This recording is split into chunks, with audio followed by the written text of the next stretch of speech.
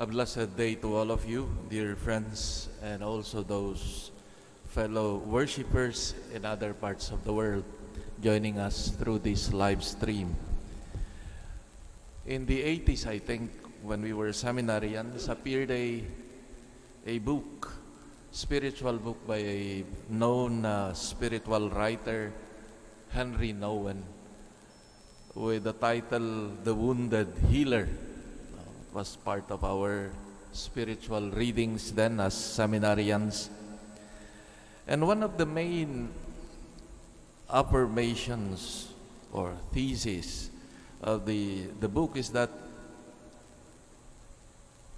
every person who assumes a service or a mission in the midst of the Christian people will not be able to do so with authenticity and total generosity if not based on a sincere recognition of their own limitations and sins, which places them in communion with their brothers and sisters and open themselves to the healing experience of God's love.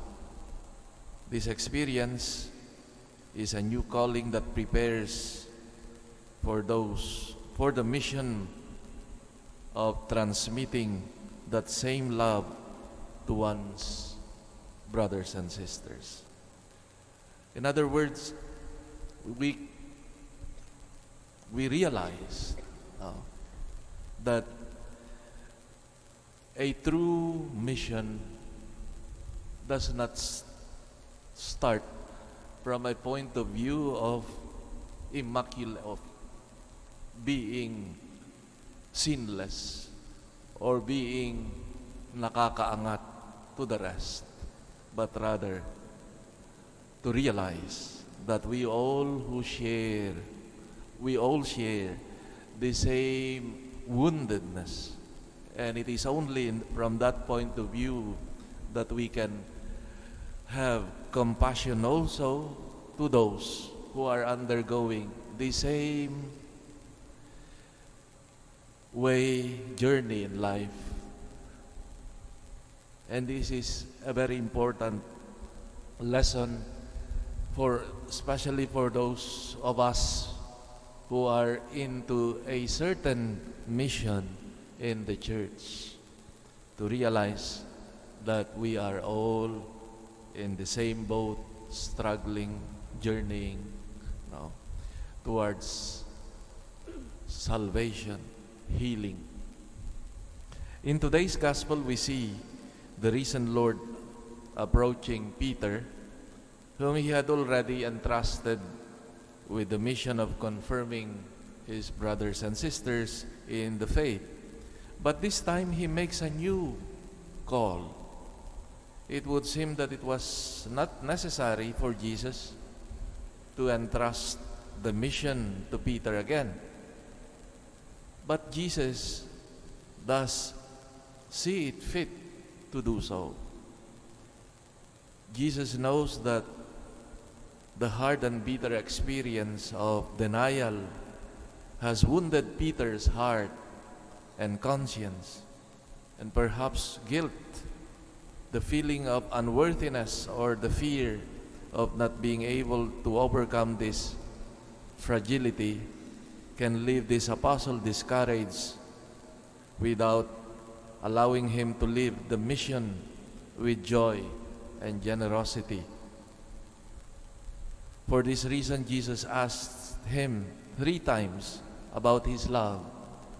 That is, he reminds him with care, as if trying to heal Peter, that love is the only thing that can cure, that can heal the infidelity of denials, and that love is the only thing that enables him to take on a mission on his behalf. The same thing can happen also to each one of us.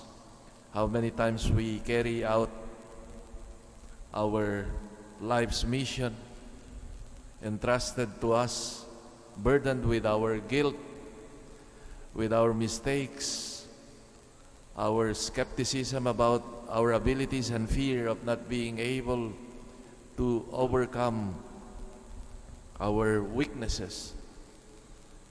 This negative force can throw us, can plunge us into a routine compliance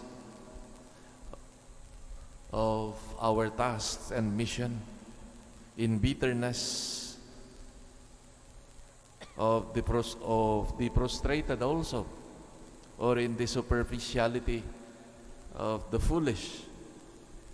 Jesus does not like this to happen to us. That is why He looks for us like Peter and calls us again, asking us as many times as necessary about our love, because He knows that only when we can truly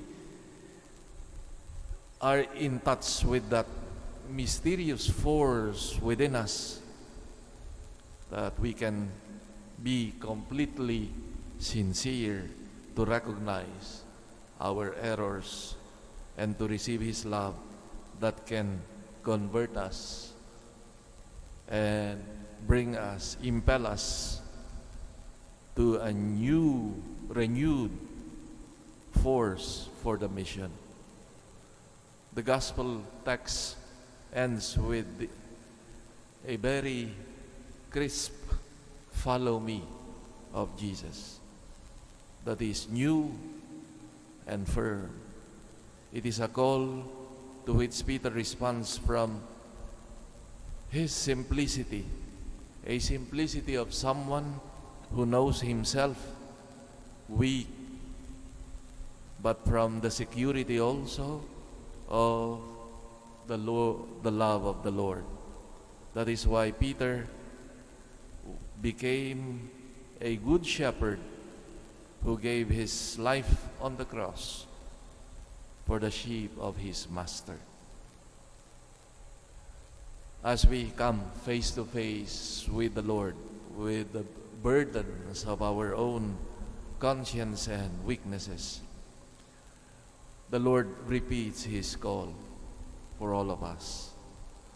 But we start from our humble recognition of our sinfulness and weaknesses, in order that He can love us, that He can heal us with His love. Amen.